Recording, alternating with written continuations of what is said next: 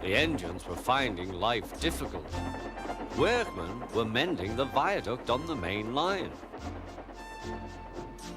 The arches needed strengthening. The Fat Controller did not want to close the railway while the work was done, and so repairs took a long time.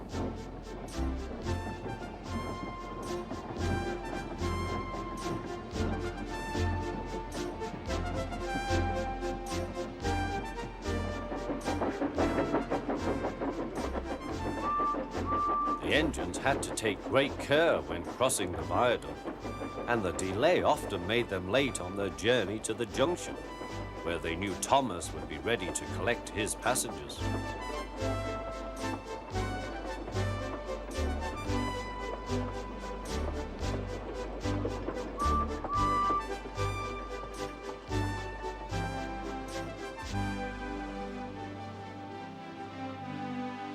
Thomas grew crosser and crosser.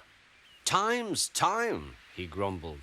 "Why should I keep my passengers waiting while Henry and James dawdle about all day on viaducts?" "Don't blame me," snorted Henry. "If we hurried across the viaduct, it might collapse, and then you'd have no passengers at all. What would you do then?" "Run my train on time, for one thing," retorted Thomas. He hurried away before Henry could answer. Bertie was impatient too. He was timed to arrive just after Thomas. His passengers found that instead of going straight from the bus to their train, they were kept waiting till Thomas arrived. Soon Bertie grew cross with Thomas. "Late again," he remarked, as Thomas panted wearily in.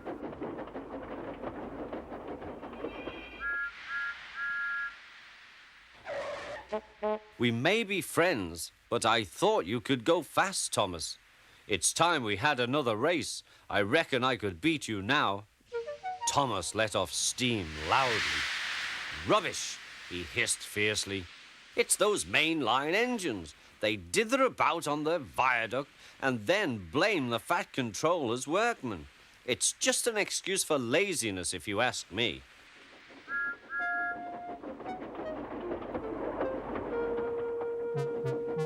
One day, James was later than ever at the junction. "I'm sorry, Thomas," he puffed. "I was held up at the station, and the viaduct made it worse." "It's lucky for you I'm a guaranteed connection," grumbled Thomas. Before James could answer, he puffed importantly away. Come along," he panted to the coaches. Annie and Clarabel did their best, but Thomas soon found that he couldn't save much time.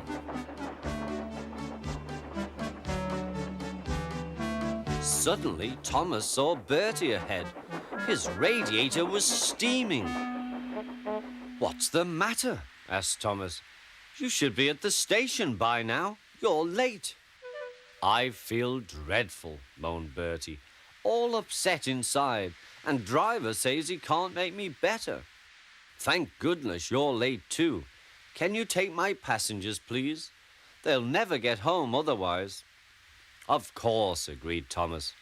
He now felt sorry for Bertie and promised to get help at the next station. Thomas set off again. Already he felt much more cheerful, and Bertie's passengers, travelling in Annie and Clarabel, all reached home safely. When Bertie was better, he came to thank Thomas. "I am sorry I teased you about being late," he said. "That's all right," said Thomas. "I'm glad I could help. There are times when being late isn't such a bad thing after all." With a last cheerful greeting, the two friends went back to work.